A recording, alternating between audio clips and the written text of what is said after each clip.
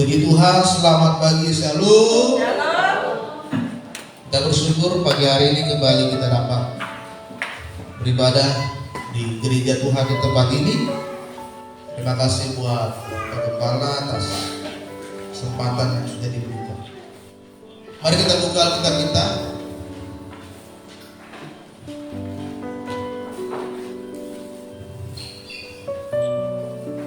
Yang terambil dalam kitab Mazmur, ayat yang keempat sampai dengan ayat yang kelima, saudara. Kitab Mazmur pasal 25 ayatnya yang keempat sampai dengan ayatnya yang kelima. Kita hanya dua ayat yang kita baca dulu, kita lanjutkan dengan firman-Nya. Karena hanya ada dua ayat, kita baca firman Tuhan ini bersama-sama. Mazmur pasal 25 ayat 4 sampai dengan ayatnya yang kelima. Kita baca firman Tuhan ini bersama-sama. 2, 3 ini. Beritahukanlah jalan-jalanmu kepadaku ya Tuhan, tunjukkanlah itu kepadaku, bawalah aku berjalan dalam kebenaran-Mu, dan ajarlah aku, supaya Engkaulah Allah yang menyelamatkan aku. Engkau menanti-nantikan sepanjang hari. Puji Tuhan. Saudara, firman Tuhan pada saat siang hari ini temanya adalah berjalan bersama dengan Tuhan. Kitab Mazmur tadi berkata bahwa bagaimana Daud merindukan supaya Tuhan memberitahukan setiap jalan-jalannya di dalam kehidupan dia, menunjukkan jalan Tuhan agar apa? Agar Tuhan menyelamatkan dia dan menanti-nantikan jalan kebenarannya. Mungkin selama ini kita masih berjalan tetapi bukan di dalam jalurnya Tuhan. Mungkin kita masih berjalan di luar jalan dan kehendaknya Tuhan. Hidup kita itu masih tidak melakukan perintah Tuhan dan ajaran Tuhan di dalam hidup kita. Oleh sebab itu saudara, pagi hari ini, siang hari ini kita mau belajar bagaimana supaya hidup kita ini bisa kembali berjalan di dalam jalannya Tuhan. Tetapi saudara, banyak tantangan yang sedang dihadapi saat ini. Kita lihat saudara bahwa di dalam kehidupan sekarang, apalagi di dalam kehidupan anak muda zaman sekarang ya, atau yang dikenal dengan nama generasi Z, generasi anak-anak yang lahir di tahun 2000, ada banyak hal yang terpenting dalam kehidupan mereka dan bukan Tuhan yang terpenting. Kehidupan generasi sekarang yang terpenting adalah bagaimana saya ini bisa menjadi kaya, bagaimana saya punya rumah itu yang besar, bagaimana saya punya mobil yang mewah, dan bagaimana saya bisa hidup seperti sultan gitu ya. Punya mobil pribadi, punya pesawat pribadi, pokoknya hidupnya semua berkelimpahan. Kalau saudara tanya anak zaman sekarang, jarang dari mereka yang berkata, oh saya mau hidup seperti Yesus, seperti Tuhan, saya mau hidup ikut Tuhan. Enggak. Rata-rata orang zaman sekarang merindukan seperti ini. Saya mau jadi orang kaya, saya ingin rumah yang besar seperti istana, saya ingin punya mobil yang mewah, yang paling mahal, saya ingin hidup seperti seorang sultan yang berkelimpahan. Ya. Atau anak muda sekarang, saya ingin menjadi orang yang terkenal, saya menjadi YouTuber, saya menjadi TikToker, selebgram, banyak follower, dapat uang dari endorse sana sini. Ya. Ini yang menjadi hal yang terpenting yang dimiliki oleh manusia saat ini, saudara. Jadi generasi muda atau ibu-ibu yang menjadi keinginan yang terpenting dalam hidupnya adalah bagaimana saya bisa kembali kurus seperti waktu saya gadis dulu. Dan sekarang sudah nikah, badannya langsung. Tapi waktu gadis dia punya badan itu langsing seperti Bibi. Oh, bagaimana saya bisa hidupnya punya badan yang lurus, kan? Atau bagaimana saya bisa menjadi istri seorang pejabat yang punya harta yang kaya, ya?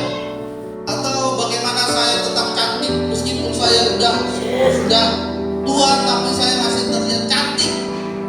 Operasi plastik misalkan, yang kendor-kendor keriputnya dioperasi lagi biar kencang lagi, biar mirip artis, mukanya dipoles, hidungnya dimancungin, matanya dibesarin.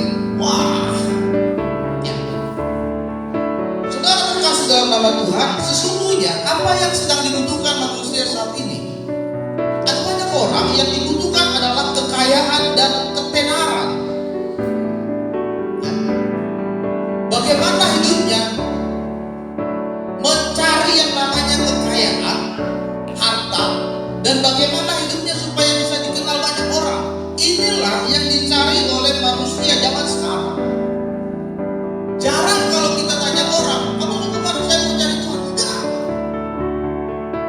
Jarang kalau kita tanya, kamu mau kemana? Oh, saya mau ibadah.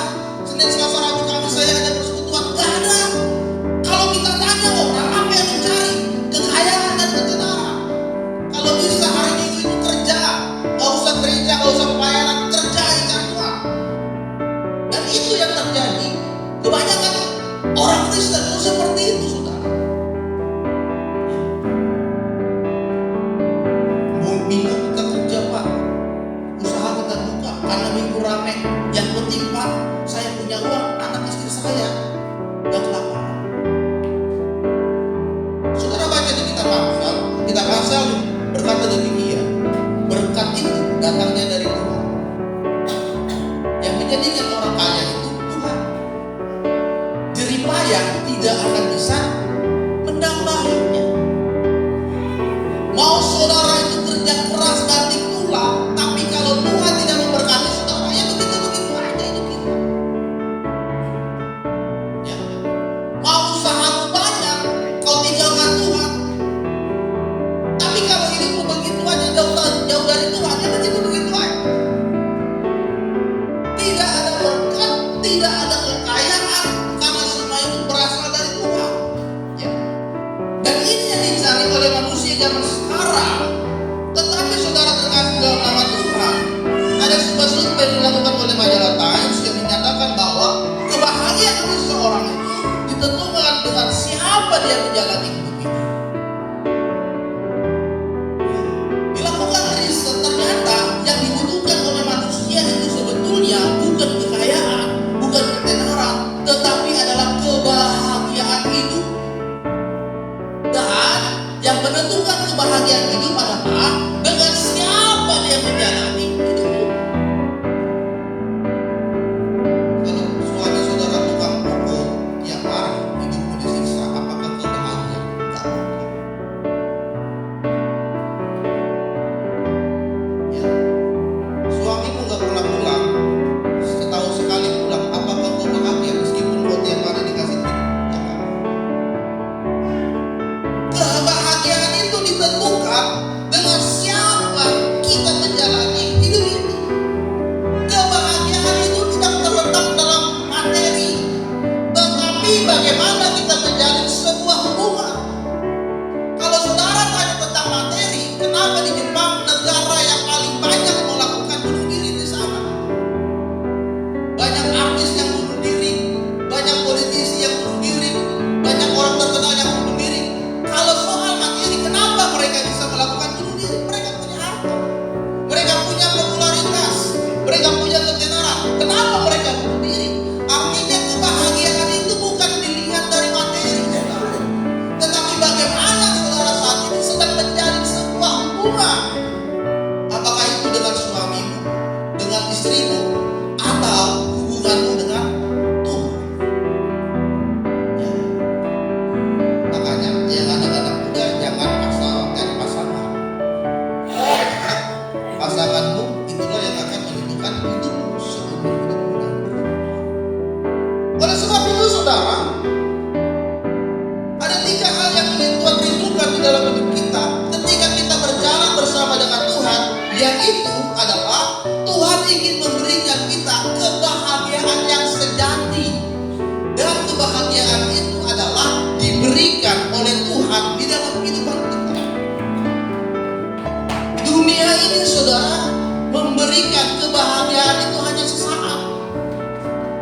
Saudara lagi stres, saudara pergi ke klub malam, 2 jam 3 jam stres saudara hilang, besok pagi stresmu masih ada. Ya. Saudara lagi punya masalah, kumpul dengan teman-teman, nongkrong, ketawa-ketawa sana sini, besoknya setelah saudara tidak berkumpul lagi, apakah masalahmu masih ada? Masih ada. Itu kebahagiaan sesaat yang dunia tawarkan. Tetapi kebahagiaan yang ditawarkan oleh Tuhan adalah kebahagiaan yang sejati. Saudara punya masalah, saudara punya beban hidup, saudara punya sakit yang lumayan cukup parah saat ini, tapi hidupmu masih tetap bisa bersuka cita karena Tuhan. Jadi gak kelihatan kalau saudara itu sedang tidak punya masalah gitu. Ya, kan banyak orang begitu saudara. Kelihatan itu dia sedang punya masalah. Biasanya minggu dia rajin pelayanan, tiba-tiba gak ada, gak nongol orangnya 2 minggu 3 minggu, ya kan? Biasanya duduk paling depan, tiba-tiba duduk paling belakang. Kelihatan dia punya masalah. Biasanya kalau ke gereja itu pakainya rapi, ke meja masuk dalam pakai jas, tiba-tiba pakai kaos di belakang. Kelihatan kalau punya masalah. Ya. Tapi hari ini kita mau belajar bagaimana hidup kita bisa berjalan dengan Tuhan. Karena iblis sangat membenci kehidupanmu yang memiliki kebahagiaan dari Tuhan. Iblis ingin merusak kebahagiaan yang Tuhan berikan. Di dalam keluargamu, hubungan orang tua dengan anak itu dirusak, hubungan suami dengan istri itu dirusak, hubungan kakak dengan adik itu dirusak, sehingga tidak ada kebahagiaan. Yang ada adalah pertengkaran, perselisihan, iri hati, kepahitan, dan yang semuanya ada di dalam hidup kita. Iblis tidak senang rumah tanggamu harmonis saat ini. Iblis ingin setiap hari kau bertengkar dengan istrimu. Iblis ingin supaya suamimu meninggalkan rumah karena perempuan lain. Iblis ingin supaya anak mengutuki orang tuanya, orang tua mengusir anak dari rumahnya. Iblis ingin supaya anakmu cacat, tidak ada berkat, anak yang tidak punya masa depan yang terbaik. Itu rencana iblis dalam hidup kita. Tapi hari ini kita mau belajar, kalau saudara berjalan bersama dengan Tuhan, rencana iblis itu akan gagal. Amin. Amin. Saya punya anak murid, minggu lalu kami kunjungan ke rumahnya. Sudah 1 bulan tidak datang sekolah. Rumahnya jauh saudara, di Rumah Susun Marunda. Sekolah kami di daerah Pademangan. Kami butuh waktu 1,5 jam ke sana, naik Jack Linko ke Tanjung Priuk, dari Tanjung Priuk naik lagi ke Rumah Susun Marunda. Ya. Ketika kami sampai rumahnya, kami tanya, kenapa kamu nggak sekolah? Malu Pak. Kenapa mau? Saya sering terlambat. Rumah saya jauh. Ke sekolah sering terlambat. Terus saya takut Pak diketawain teman-teman. Terus ya itu aja Pak. Ya sudah, saya di rumah. Kami ke rumahnya, kami ketemu dia masih tidur. Mungkin bagi dia itu enak, tidur sampai siang, teman-temannya sekolah. Tapi itu hanya sesaat. Dia terancam dikeluarkan. Dia nggak lanjut sekolahnya, mau kerja apa, masa depannya nggak ada. Mungkin bagi dia itu enak, nggak sekolah, tidur, nggak bangun pagi, enak. Tapi ke depan, masa depannya hancur di sana. Dan ini yang iblis senangkan dalam hidup kita, kehidupan orang Kristen, supaya hidup kita itu rusak. Kita itu nggak lagi kembali kepada rancangan segambar dan serupa dengan Allah, tapi rusak. Gambar Tuhan itu rusak, dirusak oleh iblis dalam hidup kita. Jadi itu yang diinginkan oleh iblis. Ada seorang sepasang suami istri yang sedang berjalan di mall, kemudian bersama dengan anaknya, kemudian anaknya itu tiba-tiba hilang. Mereka mencari ke sana ke sini, ternyata anaknya itu sedang berada di sebuah toko mainan. Kemudian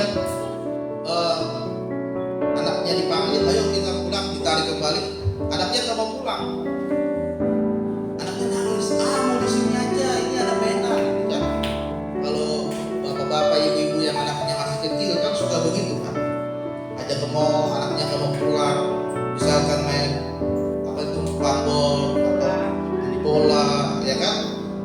Bayarnya sejam, tiba-tiba anaknya nggak mau lanjut lagi, ya kan? Nangis, karena ada mainan baru. Saudara terkasih dalam nama Tuhan, mungkin anak itu merasa tertarik hatinya karena mainan itu dan mendekatinya sehingga dia tidak mau pulang bersama dengan mamanya atau orang tuanya.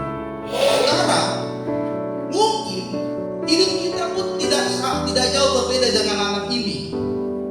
Kita mungkin terpisah dari Bapa, dari Tuhan kita, karena kita punya mainan menarik yang lainnya, menarik hati kita. Apa itu mainan yang menarik hati kita? Yaitu dosa kesayangan yang tidak bisa kita tinggalkan. Ya, ada dosa kesayangan. Dosa kesayangan itu mau bagaimanapun caranya, mau dinasihatin orang, mau dinasihatin Pak Gembala, dinasihatin Pak Pendeta, itu gak bakal bisa lepas. Ya kan? Karena sudah mendarah daging dalam hidupnya. Misalkan dari kecil dia suka main judi, mulai dari judi batu, judi kartu, judi capsai, judi domino dan gaple dan yang lain. Lanjut sekarang udah canggih judi online. Kemarin kan ketangkap markas judi online ada di Jakarta Barat. Bayangkan, di Jakarta Barat ini kemarin ketangkap ada markas judi online. Sudah ada 1.300 akun bank yang masang judi online ini. Kalau itu sudah mendarah daging, mau dinasihatin istrinya, mau dinasihatin anaknya, mau dinasihatin saudaranya, mau dinasihatin pendetanya, nggak bakal bisa, karena sudah kesayangan. Ya. Suruh dilepaskan, suruh ditinggalin, nggak bisa, karena dia pernah menang. Pasang 1.000, dapat 100.000. Ada sini yang pernah begitu. Pasang 10.000, dapat 1 juta. Pasang 100.000, dapat 10 juta. Jadi lumayan. Hasil duit judinya dibawa buat beli susu anaknya, kan lumayan kan? Kadang itu juga yang menjerat hidup kita dan membuat kita itu semakin menderita. Tapi saudara, kadang kita menyalahkan Tuhan. Tuhan, mengapa kau meninggalkan aku? Tuhan, mengapa kau membiarkan saya dalam keadaan yang seperti ini?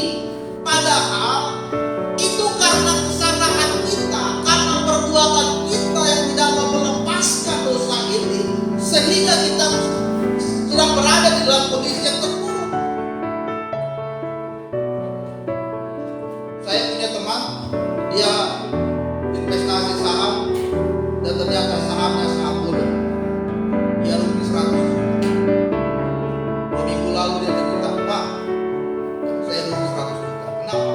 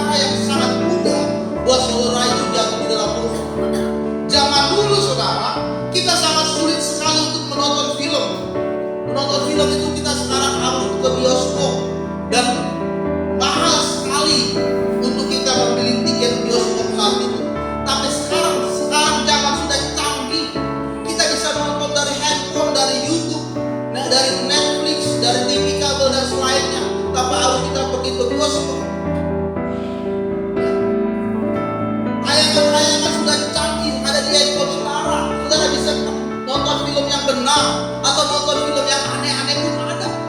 Film kotor pun ada di handphone saudara. Ya. Zaman dulu kita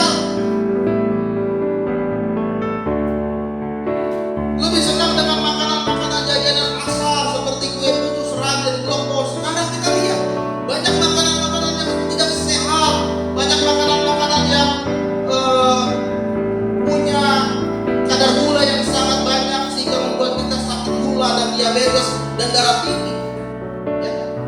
Zaman dulu kita kalau dengar musik itu harus pakai kaset yang kita gulung. Tapi sekarang kita sudah banyak ada musik dari handphone saudara, dari aplikasi pemutar musik dan yang lainnya. Sehingga kadang-kadang kita memutar musik pun bukan musik duniawi, bahkan ada musik yang membuat Tuhan kita dengar. Ya. Sehingga saudara setiap hari tidak mendengarkan musik rohani, tapi musik-musik dunia, Marwa Allah, orang ketiga, itu dia, itu dan yang lainnya. Dan itu mendarah daging saudara nyanyikan daripada lagu gereja. Ya. Saya di Instagram itu ada trio Batak yang ada satu orang yang palanya botak itu kalau nyanyi mereka bertiga bagus sekali, suaranya besar, tapi musik-musik dunia. Saudara kasih dalam nama Tuhan, siang ini kita rindu supaya hidupmu bisa berjalan bersama dengan Tuhan. Agar apa? Agar kita tidak terpisah dari kasih Bapa, agar kita tidak terpisah dari rencananya Tuhan dalam hidup saudara, agar kita tetap terus berada di dalam jalannya Tuhan sampai menuju tujuan akhir hidup kita, yaitu apa? Yaitu saudara mendapatkan mahkota kemuliaan yang Tuhan sedang sediakan untuk hidup saudara. Kalau saudara tidak berada di jalan-jalannya Tuhan, saudara tidak mencapai tujuan hidup itu.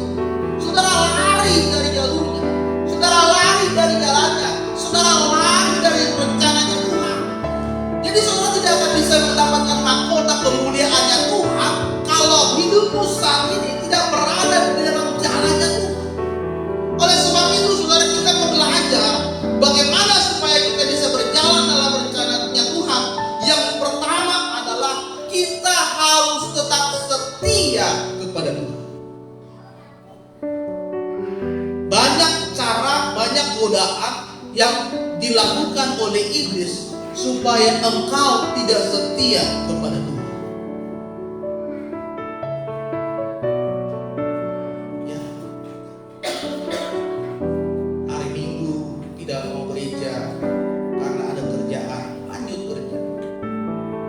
Hari Minggu harusnya dia pelayanan, karena ada masalah nggak mau pelayanan, nggak pelayanan di rumah. Tadinya dia hidup benar, tapi karena dia pergaulannya tidak benar, akhirnya dia jatuh di dalam dosa. Ya. Yang pertama supaya kita bisa berjalan dalam rencananya Tuhan adalah kita harus tetap setia. Ada seorang tokoh di Alkitab yang bernama Henok. Henok dikatakan dia adalah orang yang saleh, yang hidupnya bergaul dengan Allah. Dan Henok adalah orang yang pertama diangkat oleh Tuhan hidup-hidup. Dia tidak mati dulu, tapi dia langsung diangkat oleh Tuhan ke surga.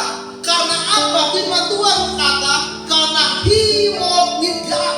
Dia berjalan dengan Tuhan, hidupnya kudus, hidupnya benar, hidupnya saleh di dalam Tuhan, sehingga Tuhan tidak ragu-ragu lagi untuk berkata, Henok, ikut aku naik ke surga. Rapture tanpa harus mati, loh saudara. Kita ini punya tubuh ini, tubuh dosa ya, tubuh karena dosa. Kemudian saya pikirkan, Tuhan, gimana ya caranya Henok itu bisa naik ke surga, tapi dia masih menggunakan tubuh dosa. Kemudian saya sudah mulai terbuka, oh mungkin pada saat dia naik, dia tiba-tiba Tuhan berikan mahkota kemuliaan dan dia bisa langsung naik ke surga. Apakah saudara tidak rindu seperti Henok? Saudara mengalami rapture,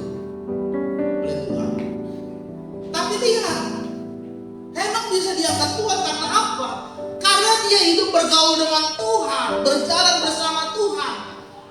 Tidak dituliskan di dalam Alkitab Enok diangkat Tuhan karena menolong orang, karena dia setia berpuluhan, dia tidak pernah absen kebaktian.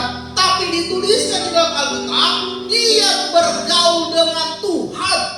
Tidak ada hal yang lebih penting selain Tuhan. Tidak ada hal yang terutama selain Tuhan. Tidak ada hal yang lebih besar selain Tuhan di dalam hidupnya. Sehingga dia mengalami merecur, pengangkatan setiap hari yang di dalam pikirannya adalah menyenangkan Tuhan. Ya. Menyenangkan Tuhan dalam hidup saudara setiap hari. Dalam perkataanmu, dalam perbuatanmu, dalam kehidupanmu sehari-hari, dengan istrimu, dengan anak-anakmu, dengan orang-orang di sekitar.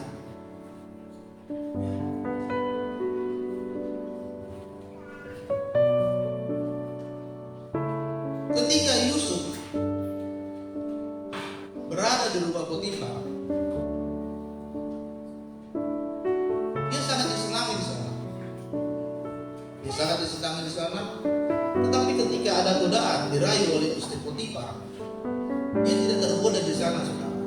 Dia lari, dia kabur, dan dia difitnah. Dia masuk penjara karena difitnah.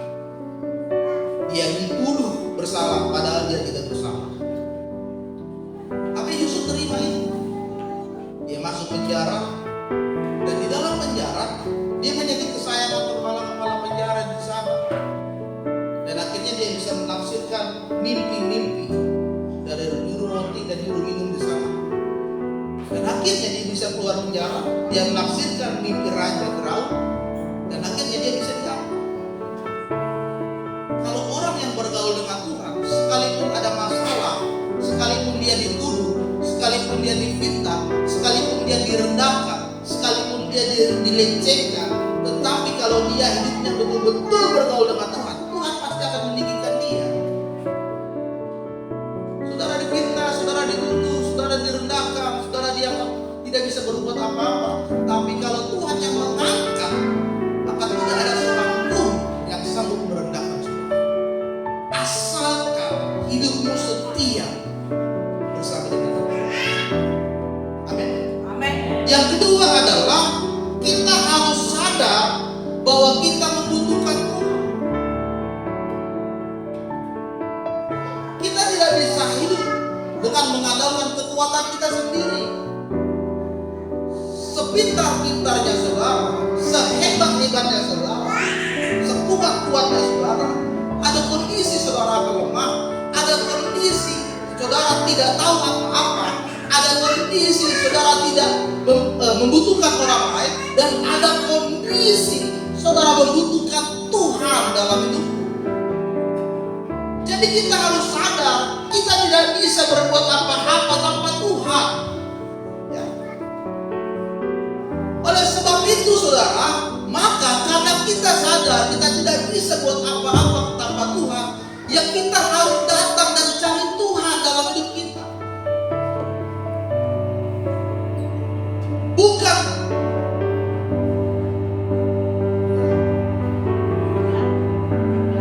Bukan kita yang merasa dibutuhkan Tuhan, tapi kita yang satunya sedang membutuhkan Tuhan dalam hidup saudara. Carilah Tuhan selagi aku masih bisa ditemui, itu kata Tuhan.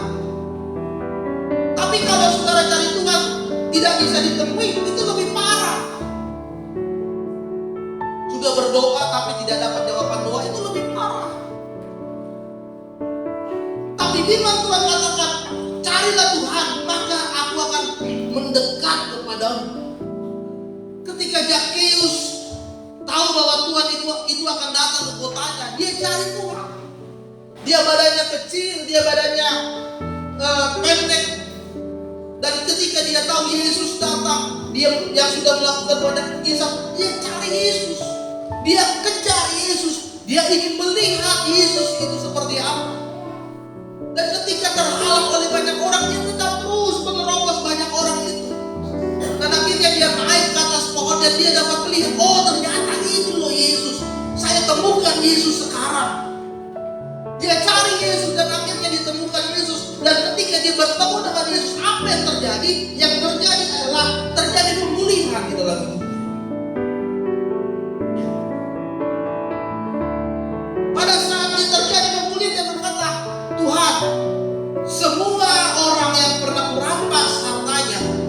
kebalikan 4 kali lipat. Kalau bukan karena perjumpaan dengan Yesus, Zakheus yang tadinya pemungut cukai tidak bisa seperti itu. Tapi karena dia mengalami perjumpaan dia dengan Yesus, dia sadar bahwa dia butuh Tuhan, maka dia terjadi pemulihan dalam hidup. Dan dia menjadi pengikut Tuhan dengan sungguh-sungguh di dalam hidupnya.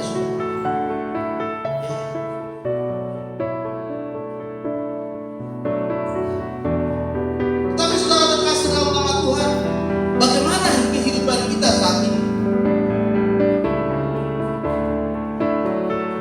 Apakah saudara mau menjadi orang yang seperti Zakheus yang mencari Tuhan, atau saudara ingin menjadi orang yang seperti orang Farisi, ngerti firman Tuhan, paham bahwa Tuhan, tapi tidak pernah melakukan itu? Orang Farisi kan begitu, saudara. Kalau ditanya tentang Taurat, paling paham, paling ngerti, bahkan dia berkata, masa persepuluhan janda ini sedikit sih? Gak mungkin mau kasih Tuhan sedikit. Dia paling paham begitu. Tapi apa kata Tuhan? Janda ini memberikan seluruh yang dia miliki, tapi kamu hanya kasih setengahnya saja. Banyak orang Farisi sekarang seperti itu. Orang Farisi zaman sekarang seperti itu, hanya ngerti firman tapi tidak melakukan firman. Kalau bicara tentang firman, jauh, tapi melakukannya tidak. Hari ini saudara, mari kita sadar bahwa kita butuh Tuhan dalam hidup saudara. Ketika Tuhan ada di dalam hidup, maka Tuhan akan memudahkan hidup saudara. Mungkin saat ini saudara sedang berputus asa, saudara belum siap meninggalkan dosa saudara, saudara masih suka marah, masih suka menggosipi orang, masih suka melihat kesalahan orang lain, masih tidak rajin berdoa, masih tidak suka membuka Alkitab, masih tidak suka menghargai diri sendiri, atau kadang-kadang saudara masa bodoh dan menyerah, Tuhan ini mungkin bukan dekat saya, Tuhan memang hidup saya susah seperti ini Tuhan. Tapi hari ini percayalah, kalau saudara berjalan dengan Tuhan, maka dia akan memulihkan hidup saudara, maka dia akan memberikan berkat demi berkat yang berkelimpahan dalam hidup saudara, asalkan apa? Saudara melekat dengan dia. Seperti pohon anggur, firman Tuhan katakan, akulah pohon anggur yang benar dan kamulah rantingnya, tinggallah dalam aku. Jangan tunggu melekat kepada Tuhan ketika saudara sudah beruang, ketika saudara sudah kaya, jabatan sudah banyak, baru saudara dekat dengan Tuhan. Jangan. Tapi firman Tuhan katakan, tinggallah di dalam aku. Pohon rantingnya itu dekat dulu dengan pokoknya. Kalau saudara sudah dekat, maka rantingnya itu pun akan menghasilkan buah yang enak. Dari sekarang saudara harus mulai dekat dulu sama Tuhan. Ketika kau terus dekat dengan Tuhan, hidupmu berada di dalam kebenaran firman Tuhan, maka engkau akan melihat buah demi buah yang Tuhan berikan dalam hidup. Kau akan melihat berkat yang Tuhan berikan di tengah-tengah rumah tanggamu. Kau tidak pernah mengalami kegagalan demi kegagalan, tapi kemenangan demi kemenangan Tuhan berikan dalam hidup. Amin. Maka berjalanlah bersama dengan Tuhan. Ya. Tuhan tidak menjanjikan ikut Dia itu selalu senang. Tuhan tidak menjanjikan ikut Tuhan itu selalu bahagia. Tuhan tidak menjanjikan ikut Tuhan itu selalu nyaman. Tapi Tuhan janjikan, ikutlah denganku, maka ikut yang kuberikan kemuliaan. Ikut Tuhan punya masalah, masalahmu akan terasa ringan karena Tuhan yang tanggung beban. Tuhan yang ikut mengangkat beban. Tuhan yang ikut bersama dengan saudara. Tuhan yang ikut menopang saudara sehingga bebanmu tidak terasa berat dan saudara masih tetap bisa bersuka-cita di tengah-tengah pergumulan hidup.